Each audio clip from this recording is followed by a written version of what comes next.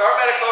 KOBI, shots fired. There's no question that that split-second decision could have been entirely avoided. The family of Matthew Thayer Graves, a man shot and killed by police at a Carl's Jr. in September, is taking legal action. Get on the ground. Graves was shot and killed when, during a struggle, a second officer showed up and saw what he thought was a gun. It was, in fact, a taser. Officer Cardenas has already heard gun.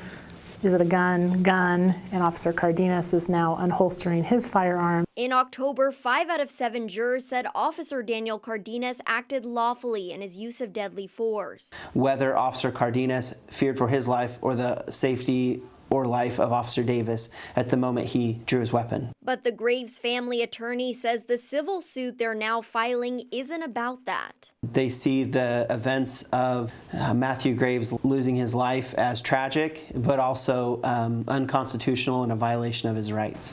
Get back. Lintor says the officer's suspicions that Graves might be guilty of something isn't enough to justify a stop, much less an arrest.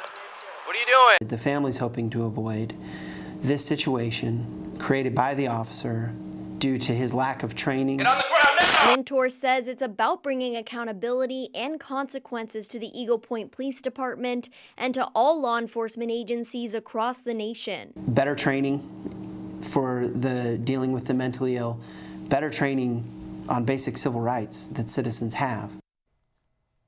NBC5 News reached out to the city of Eagle Point, but they declined to comment. The family attorney adds that they are thankful for all the good people in law enforcement who have difficult and dangerous jobs. But they say when an officer is poorly trained or doesn't know the limits of his or her authority, all citizens are at risk.